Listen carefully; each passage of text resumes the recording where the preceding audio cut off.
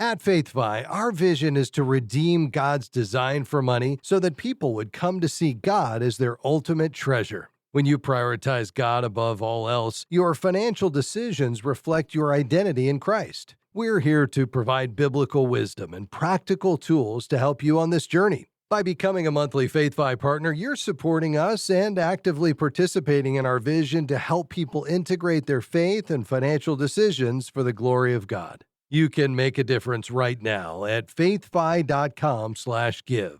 That's faithfi.com/give. Now, let's dive into the podcast.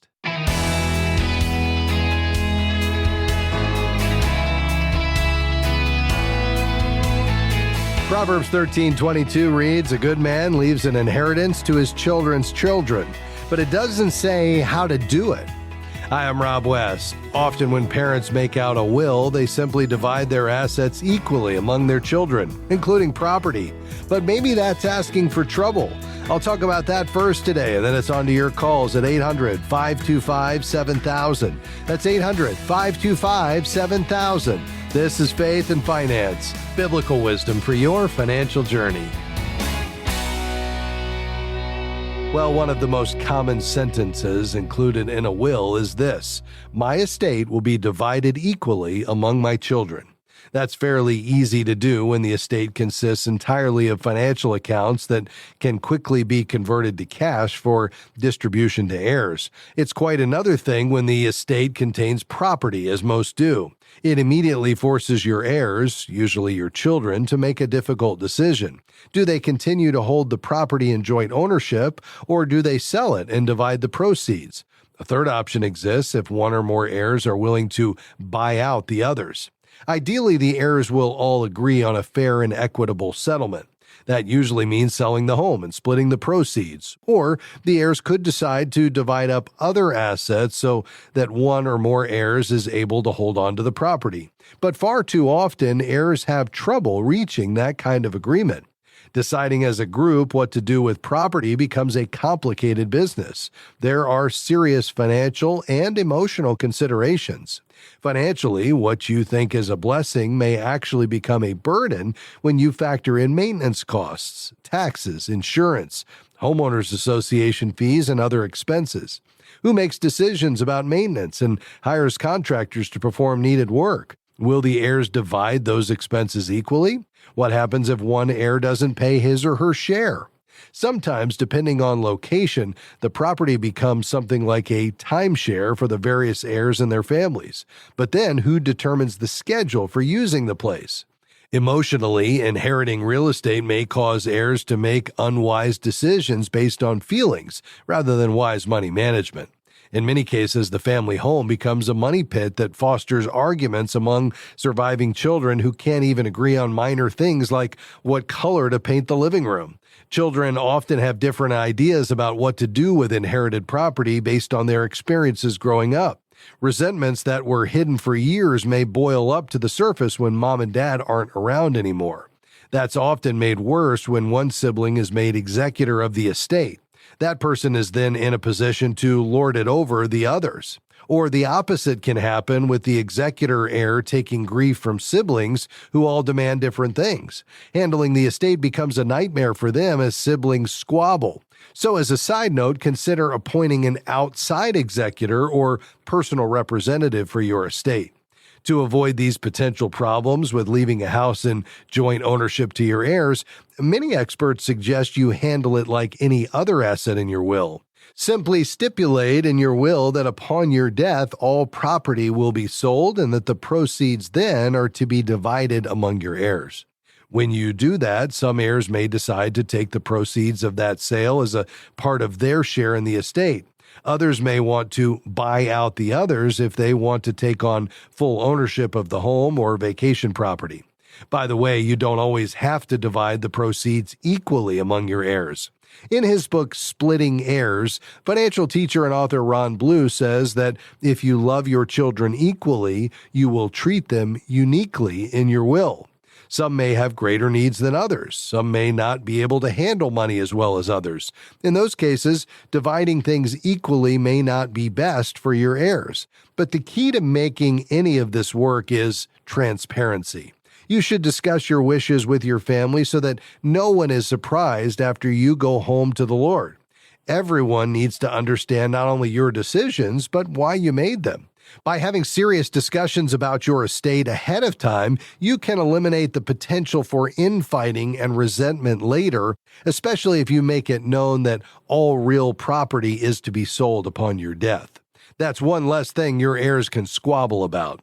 If you need help drawing up a will or changing one, it's important to work with an estate attorney who shares your Christian worldview. You can do that by finding a certified kingdom advisor. Just go to faithfi.com and click on Find a Professional. That's faithfi.com and click Find a Professional.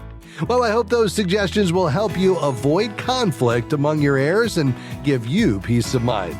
All right, your calls are next. 800-525-7000. This is Faith and Finance. We'll be right back.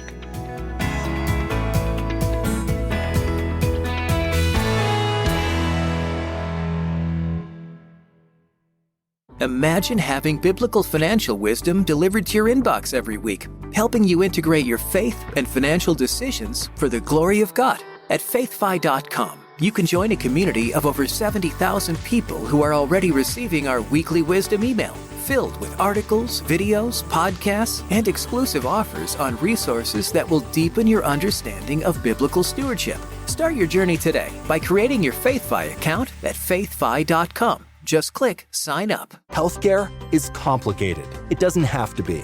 If you don't love how your health insurance works, maybe it's time to leave traditional health insurance behind. Take charge of your healthcare with Christian Healthcare Ministries. CHM offers you flexibility. Enroll anytime. Choose your own provider. And select the program that fits your needs and budget. CHM is the original faith-based way of taking care of your medical bill costs. Learn more at chministries.org/faithfi.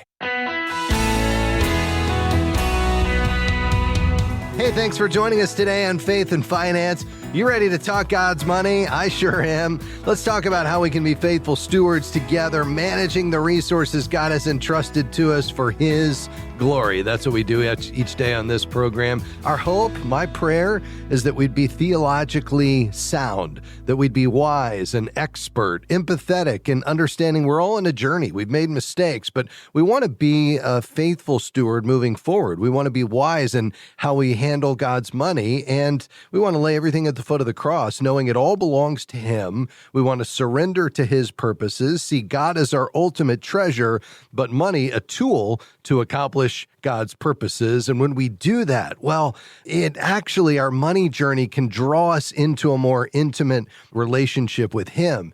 It's a really tangible expression of our faith every day as we manage God's money, because think about it. It's one of the most visible demonstrations of where you've placed your trust and what you value. Remember, Jesus said, where your treasure is, there your heart will be also. Our heart follows our money. I've got a son at the University of Georgia. My heart is at the University of Georgia because my money goes to the University of Georgia. You get the idea. Well, imagine when we give generously, right? Our heart follows our money to our local church or to a ministry solving one of the world's great problems in the name of Jesus. Well, that's the opportunity we have, but we want to help you make those daily practical decisions that you have in your financial life. So give us a call with your questions today. The calls are already coming in, but we've got room for a few more at this point. 800-525-7000. That's 800-525-7000. You can call right now. Let's begin in Pennsylvania today. Hi, Glenda. Go right ahead.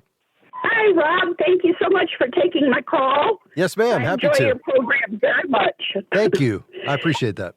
I wanted to ask, my husband and I'm 77 and my husband is 81, and about the only thing that we have of any value is property. We have about an acre and a half that we live on, and we're in a trailer.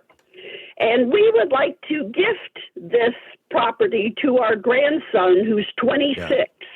Okay. And we would like to know what the best way to gift it without his being hit with too much financial penalty. I see. Yeah, it's great, Glenda, and I'm delighted to hear you're thinking about that.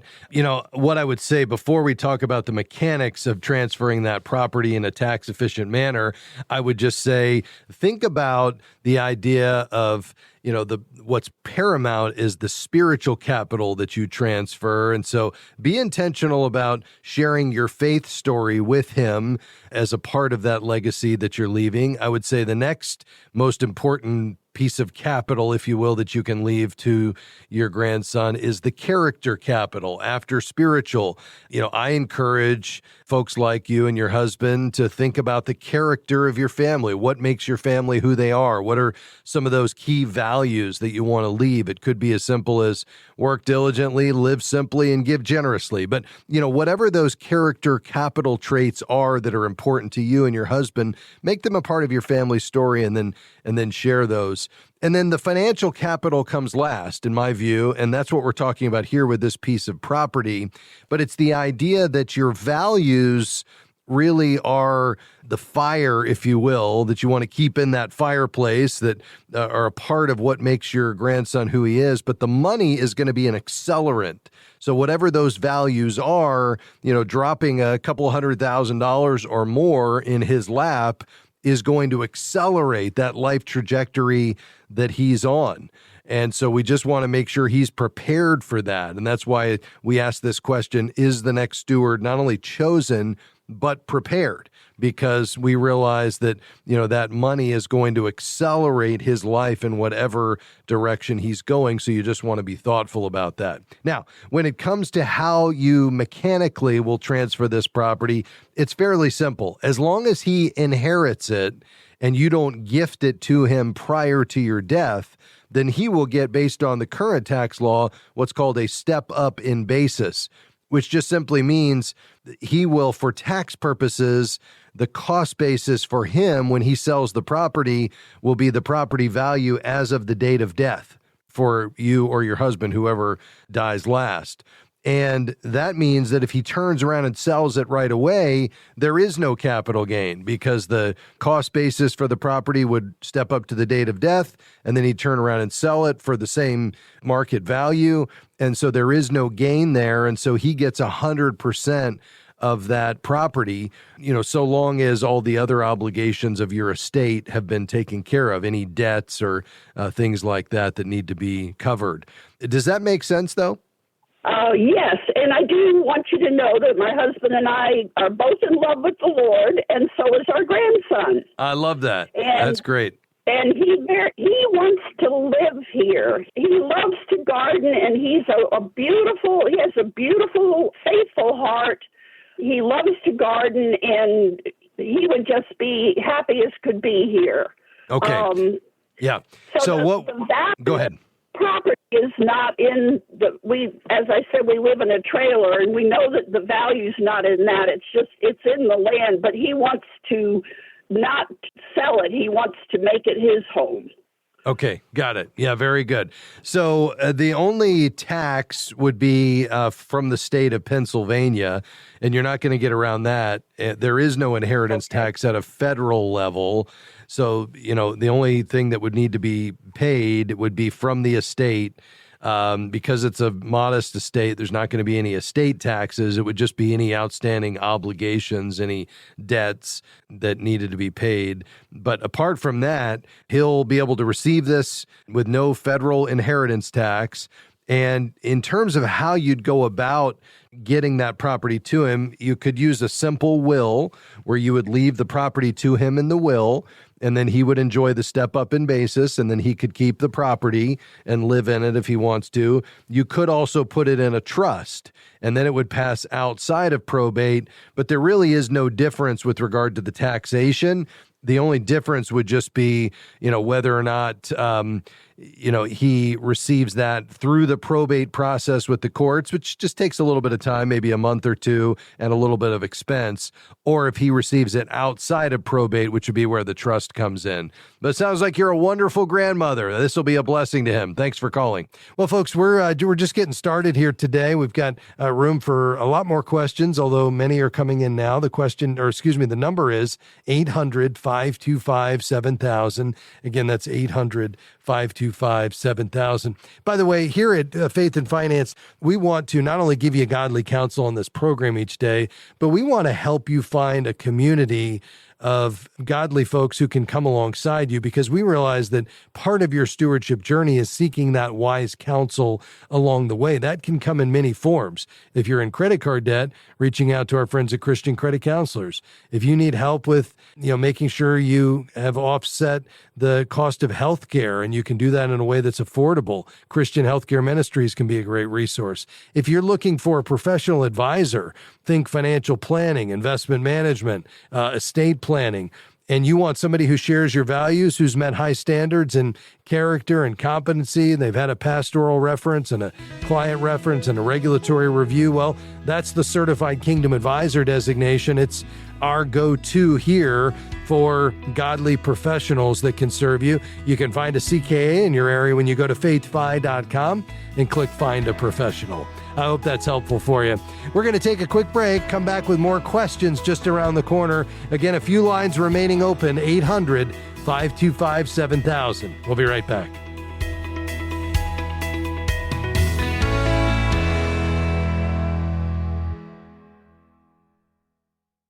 Have you ever wondered where your money goes when you deposit it in a bank? Christian Community Credit Union believes in helping advance God's kingdom through everyday financial transactions. For over 67 years, they have provided values-aligned banking solutions to thousands of Christians and ministries. Consider Christian Community Credit Union as your banking institution by visiting joinchristiancommunity.com. Membership eligibility required. Each account is insured up to $250,000. This institution is not federally insured. We're grateful for support from Timothy Plan. For more than 30 years, they've served clients on a biblically responsible journey to invest in a way that honors God and gives dignity to people's lives. More information is at timothyplan.com. The investment objectives, risks, charges, and expenses are contained in the prospectus and summary prospectus available at timothyplan.com. Mutual funds distributed by Timothy Partners Ltd. and ETFs distributed by Foreside Fund Services LLC.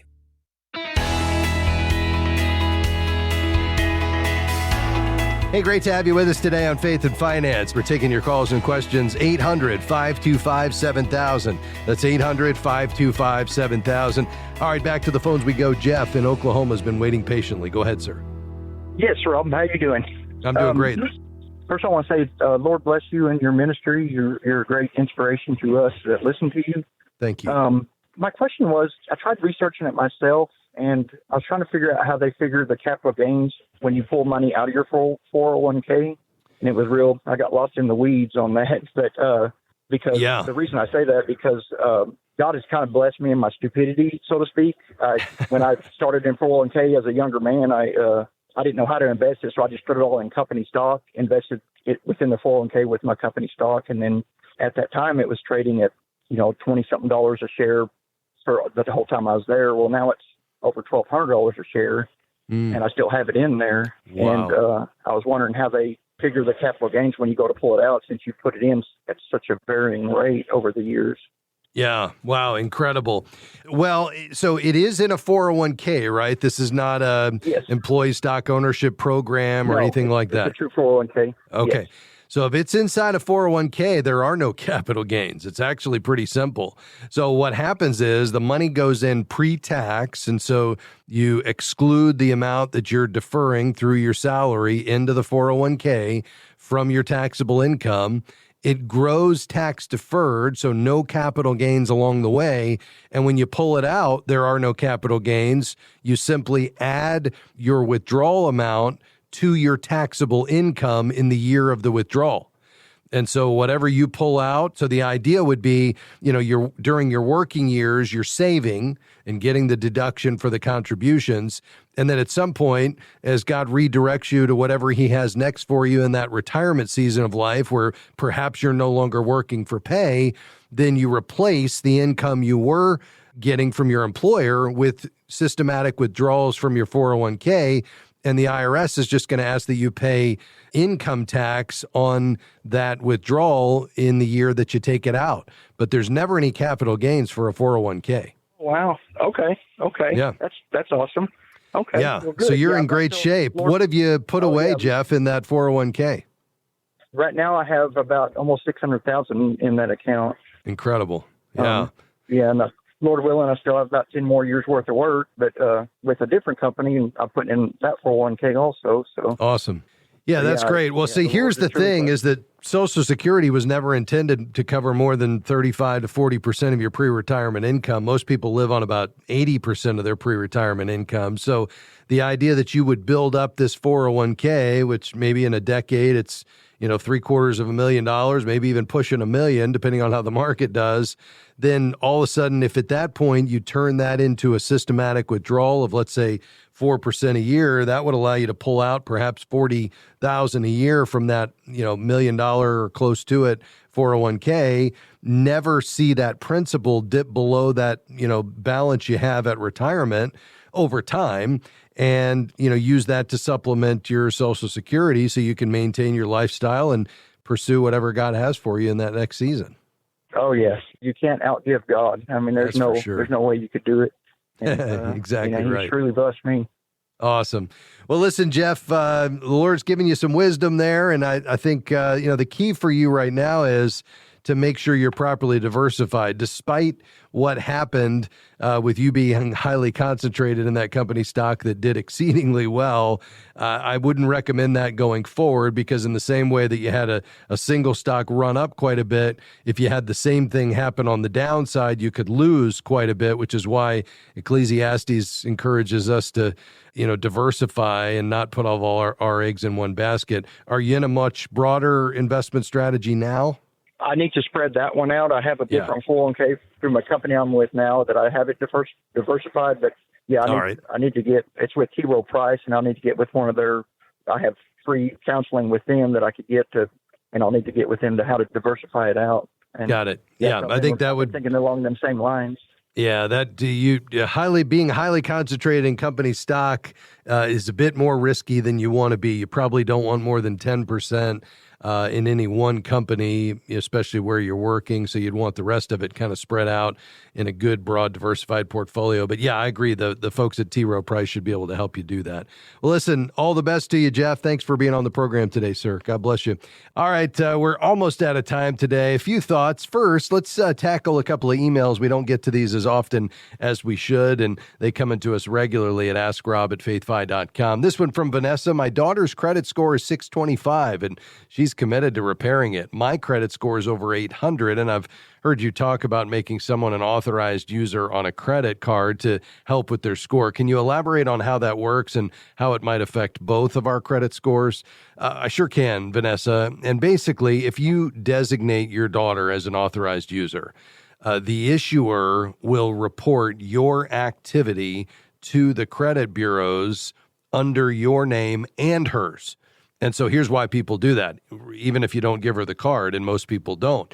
She will then get the benefit of your entire credit history with that account, including the length of time it's been open. So if this is an account that's been open for a decade, that's going to come over to hers as well, the credit limit and the payment history, and that can improve her score while having no impact on yours. Now, keep in mind, first, she doesn't have to use the card to get this benefit, so there's no reason to give her access to the account. Second, the negative history passes with the positive. So let's just play this out. Let's say that you were to miss a payment. You're on vacation. You forget. You have an auto payment set up and it fails, something like that. Your late payment is going to pass right over to her as well. So just keep that in mind.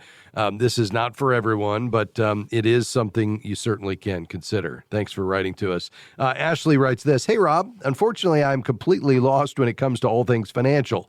However, I want to set my family up for financial success later on. So I was wondering if you could point me to a resource that could help me learn what I need to learn about finances. I'd be happy to. Two of our all-time favorites, Ashley, are one, a quicker read called Your Money Counts by Howard Dayton. Howard's a good friend, a mentor, and the former host of this program. It's a fabulous kind of tome, if you will, on biblical finance.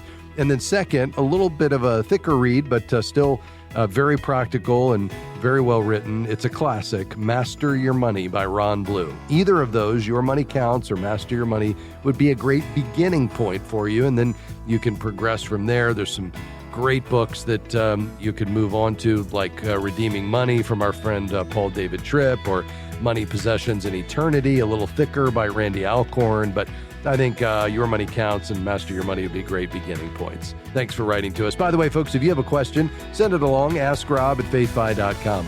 Let me say thanks to my team today. I certainly couldn't do this without them. I'm incredibly grateful for my good friend Jim Henry's providing research today. Devin Patrick, our producer, and handling all of our call screening today, Dr. Robert Youngblood. For those gentlemen and the entire team here at FaithFi, thanks for being a part of the broadcast today. May the Lord bless you, and we'll see you next time. Bye-bye. Faith and Finance is provided by FaithFi and listeners like you.